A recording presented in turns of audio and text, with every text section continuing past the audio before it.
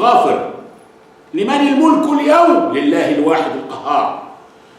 To whom does the sovereignty belong today? To Allah, the one, the subduer. Ibrahim.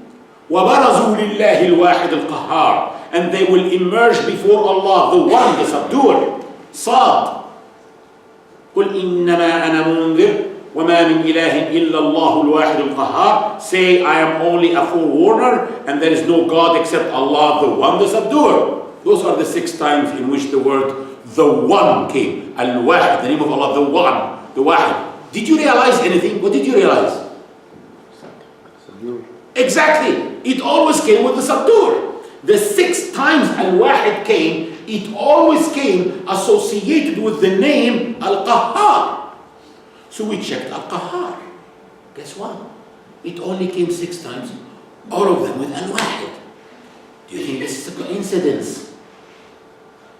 There's no coincidence in the Quran. Every single time Al-Wahid came with Al-Qahhar. The one, the subduer. But why? Why not once Al-Wahid Al-Ghaffar? The one, the forgiver. Why not? There are relationships between the names. And the way Allah chooses those names and associate them together has an amazing wisdom. The one, I want to ask you a question. Aren't you proud for being monotheistic? Worshipping one God or not? Would you have liked to have several gods? We're always proud of that, huh? And we say, we are monotheistic, Jews also, but Christians are not. They have 3 gods. And Christians keep saying, no, you don't understand. We are also monotheistic, but you don't understand, right? So they try to defend themselves by associating themselves to monotheism. So Allah being one, only one, is something positive, definitely, right? What is the only negative thing in the word one? It gives you the sense of what? Weakness. If someone comes late and you tell him, why did you come now? I'm sorry, I fought with some people in the street. What? What happened? Are you okay? No, don't worry. It was just one. Just one. It gives you a sense of weakness. But if he fought with 2 or 3 or 4 people, then he probably was beaten. So the word one is definitely weaker than a group. So Allah's name is the one, and because Allah doesn't want you to think that He can be subdued, He tells you He is the one, the subduer. Al-Wahid Al-Qahhar. Okay, this is about the one. Let's talk about the subduer. But there are other subduers. Well, Sisi is a subduer. No. Every subduer can be subdued. Sisi will die one day, inshallah. May it be close, inshallah, may it be near, inshallah. But he will die one day, inshallah. So there's only one who is the real subduer. So every time the subduer came with the one. So there's only one, and he cannot be subdued. And there's a subduer who is a real, the only one subduer. Amazing.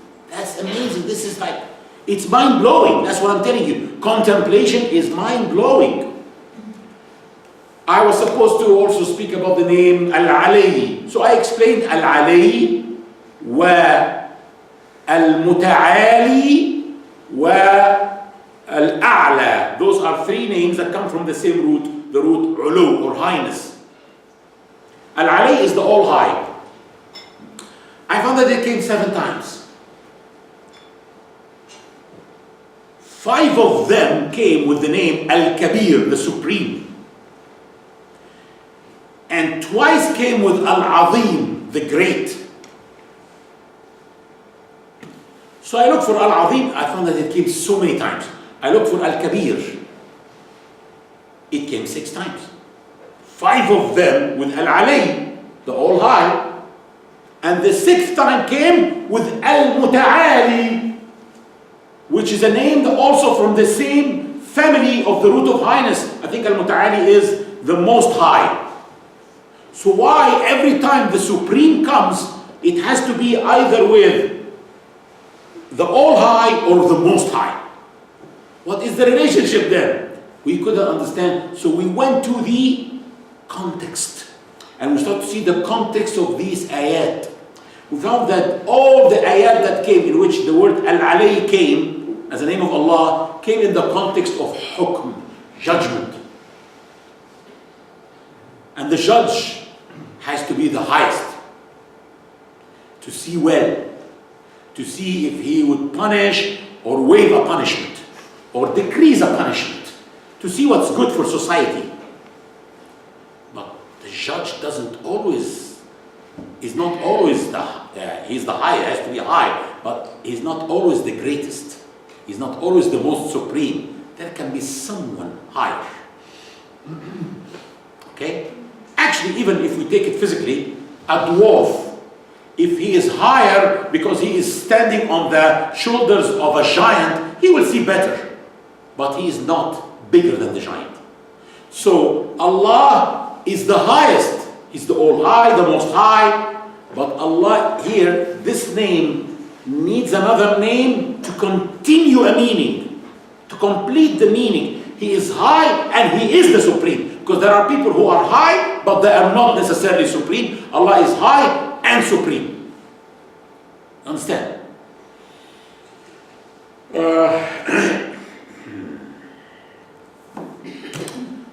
Key number 8. Let's find the correlation of the first ayat with the last ayat of the same surah. That's an amazing game. Amazing. You look at the first ayat of a surah and the last ayat of the same surah and you try to match them. Surah An-Nur. Allah says, سورة أنزلناها وفرضناها وأنزلنا فيها آيات بينات لعلكم تذكرون. A chapter that we have sent down and made obligatory and sent down in it evident signs or verses that you may remember. That you may remember. I need a continuation for that meaning. Remember on which day?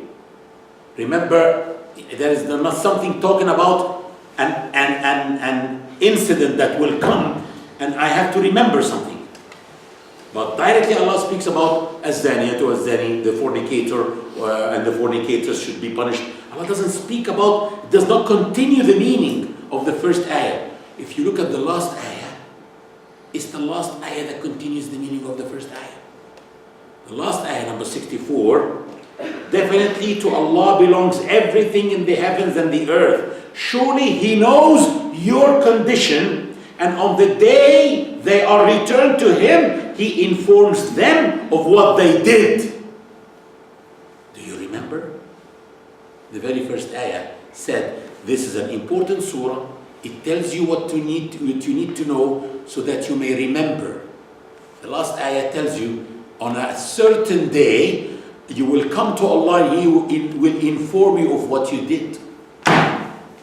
So the remembrance will be of what you did in dunya, on Judgment Day. Did you get this or not? Fine. Let's see next one. Surah Al-Kahf. The last ayah says what? Say, I am only a human being like you. Say, any say in the Quran means say, O Muhammad. Blindly. Any say in the Quran, قل, يعني قل يا Muhammad. Say, I am only a human being like you. So our aqidah, the Prophet Muhammad is a human being like us. Exactly? No, not exactly. Look at the difference coming in the ayah. To whom it has been revealed that your God is one. He receives revelation. We don't receive revelation. That's the difference between us. He's a human being like us, but he receives revelation. What was revealed to him? That your God is one. The Tawheed. Anyone who hopes to meet his Lord should. What is the concept of salvation? How can you save yourself? You hope to meet Allah, you should what? Do good deeds and never associate anyone in the worship of his Lord. يعمل صالحا ولا يشرك بعبادة ربه أحد. This is called the concept of salvation. The concept of salvation is al-iman wal-amal al-salih. Iman, belief, and good work. And it always comes like that in the Quran. Those who believe and do good work. Those who believe and do good work. Iman always comes first before good work, except in this ayah. The only ayah in the Quran that brings good work first before Iman. He should يعمل صالحا ولا يشرك بعبادة ربه أحدا. For the first time and the only time in the Quran. Why? You will not know except if you go back to the beginning of the surah and see who were criticized. It's the Christians. And to warn those who have said Allah has begotten a son. They have no knowledge of this, nor did their forefathers. Grave is the word that comes out of their mouths. They say nothing but a lie. It doesn't say about the concept of salvation of Christians. But Christians' concept of salvation is what? If you believe, you are saved. In Islam, you can believe and go to hell. Actually, Islam is the only religion that guarantees hellfire for its followers if they don't do good work as well. So in Islam, concept of salvation is a bird that flies with two wings. One wing, it will fall down. Faith and good work. Faith and good work. In the surah in which Christians were criticized, good work came first because Christians do not believe that good work saves. Actually, I was once debating against a reverend in Washington, D.C. in 2003, and in the debate he said, if you believe that good work will help you on Judgment Day, that's a sin in itself. To this extent, they believe that you were saved when you believed in Jesus' word. You believe that you believe in La ilaha illallah Muhammad Rasulullah, and you still can be punished if you don't do good work. You have to emphasize, you have to prove. How do we understand this? From by comparing the beginning of the surah to the end of the surah.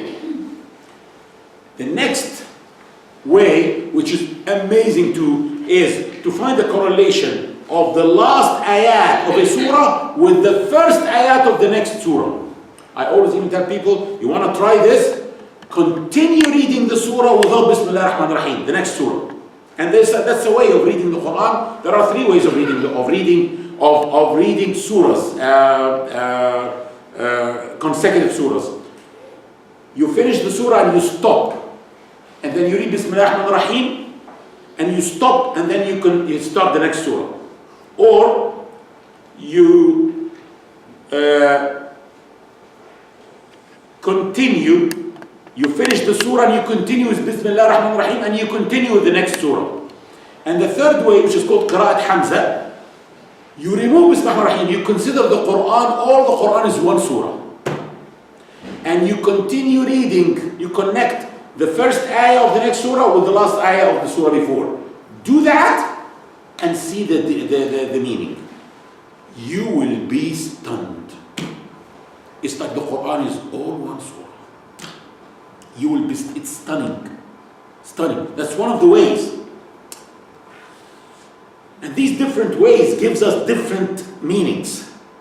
Not one of them contradicts with the other, but it enriches our knowledge and our iman. Here, Surah Al-Isra, and next Al-Kahf. وَقُلِ الْحَمْدُ لِلَّهِ الَّذِي لَمْ يَتَّخِذْ وَلَدًا وَلَمْ يَكُنْ لَهُ شَرِيكٌ فِي الْمُلْكِ وَلَمْ يَكُنْ لَهُ وَلِيٌّ مِنَ الذُّلِّ وَكَبِّرْهُ تَكْبِيرًا الْحَمْدُ لِلَّهِ الَّذِي أَنزَلَ عَلَى عَبْدِهِ الْكِتَابَ. One says, قُلِ الْحَمْدُ لِلَّهِ. The first one, Alhamdulillah. This one is like responding to this one. And say, praise be to Allah who has not begotten a son. And the ayah next, which is number one in the next surah, says, praise be to Allah. Say, praise be to Allah, praise be to Allah. Of course, to be precise, we do not connect four surahs only. You have to have a small sakta, a short stop before it, which are the four surahs that start with wail, and la. ويل لكل همزة لمزة ويل للمطففين لا أقسم بيوم القيامة لا أقسم بهذا البلد. Okay? Those are the only four surahs in which you have to stop before it, even if you don't read in Qira'at Hamza, if you don't read Bismillah. Here, Surah Al-Tur followed by Surah Al-Najm. وَمِنَ اللَّيْلِ فَسَبِّحْهُ وَإِدْبَارَ النُّجُومِ وَالنَّجْمِ إِذَا هَوَى. And highly exalt him during the night and at the receding of the stars, by the star as it goes down. Have you seen this before? That's the book that you had all your life. But because you're contemplating today, you don't want to leave. Because you are contemplating today, you're enjoying. Al-Waqi'ah, followed by Al-Hadid. إن هذا لهو حق اليقين فسبح باسم ربك العظيم سبح لله ما في السماوات والأرض. So highly exalt the name of your Lord, the Magnificent. Everything in the heavens and the earth have been highly exalting Allah.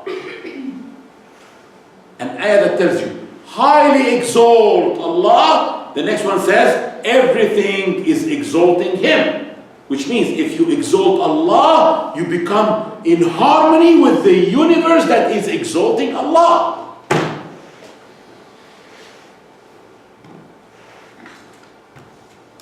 Yalla, look at this. Surah Al-Mu'minun. And before it, Surah Al-Hajj.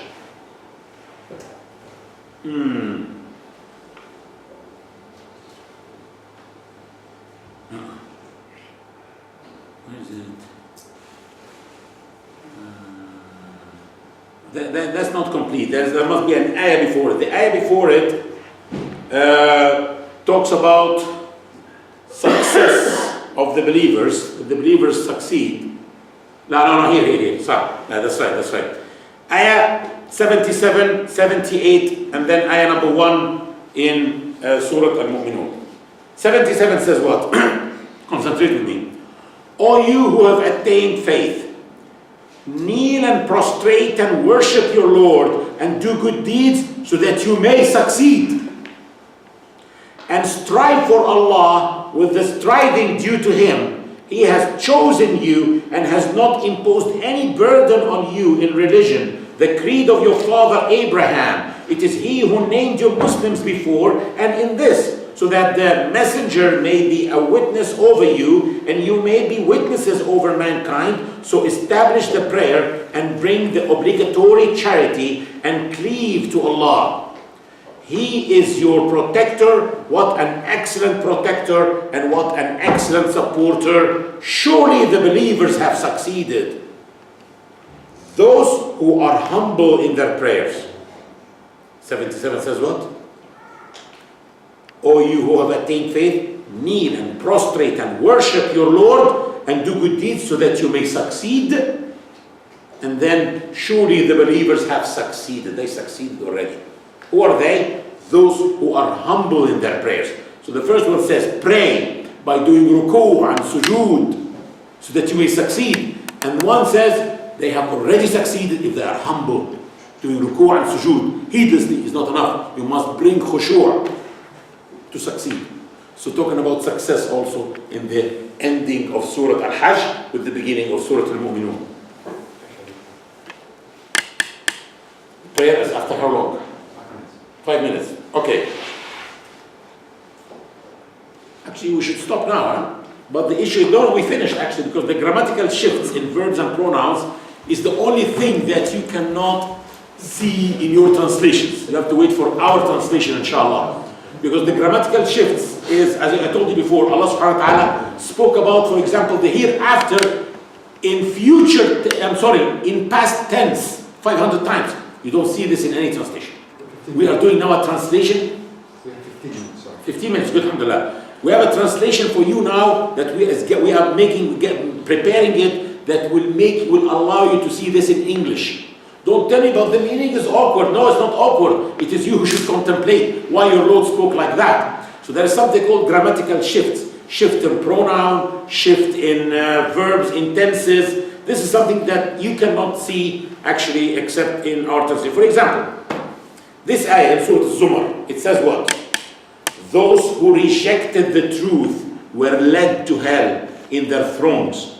When they arrived, its gates were opened, and its keepers said to them, were you not sent your own messengers to recite the revelations of your Lord to you and warn you that you would meet this day? And they said, yes, indeed we were.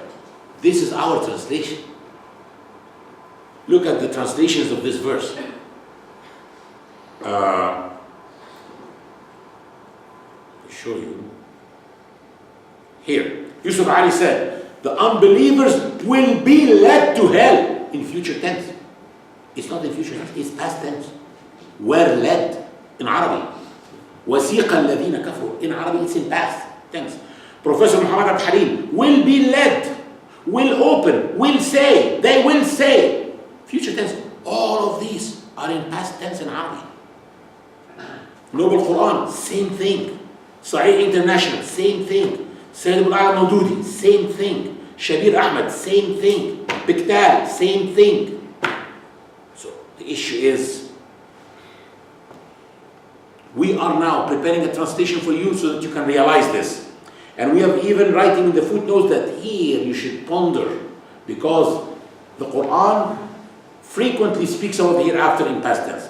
Here there is we are making footnotes about the places that really needs you to ponder in it. So what this will need like 6 more months or something to finish, inshallah. Yes? Will it be available in PDF, inshallah? Yes, inshallah. As soon as we finish it will be available on PDF, on app. We will make an app, inshallah, and this app we will allow only the reciters that recite slowly, so that when you listen, you can also contemplate.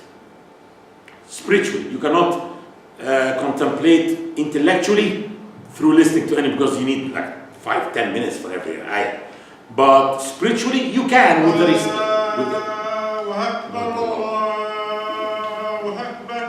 with the reciter that recites slowly, you can contemplate inshallah.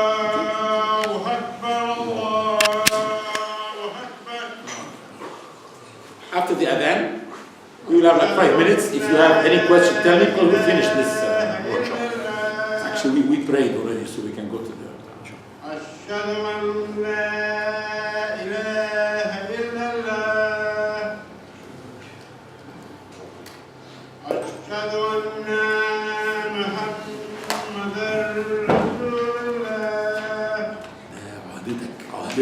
من غير ما اشتغل.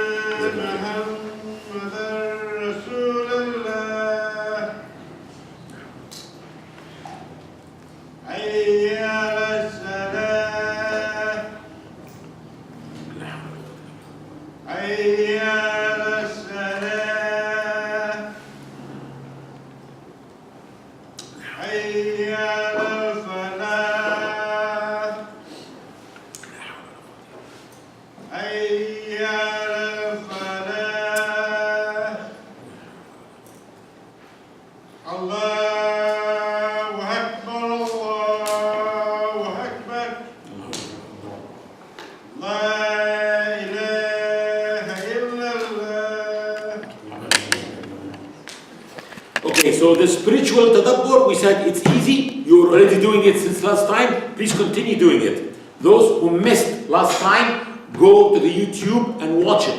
It is on Bridges Foundation channel on YouTube. There's a playlist called How to Ponder the Quran Even If You Don't Know Arabic. The first video in it, or 2 videos, are probably what we took last time. Please watch it, okay? Say again. Bridges Foundation channel. There are playlists, a lot of playlists. One of them is How to Ponder the Quran Even If You Don't Know Arabic. Okay? If you want to join the Imaniya workshop, send Ahmed an email, those days. Okay? Any question? Jazakumullah khairan, barakallah fikum. See you inshallah. I encourage you to attend on the 10th and the 11th the workshop of how to present Islam to non-Muslims in a mosque tour. It will be a very good one inshallah, hopefully inshallah. Allah. Assalamu alaikum.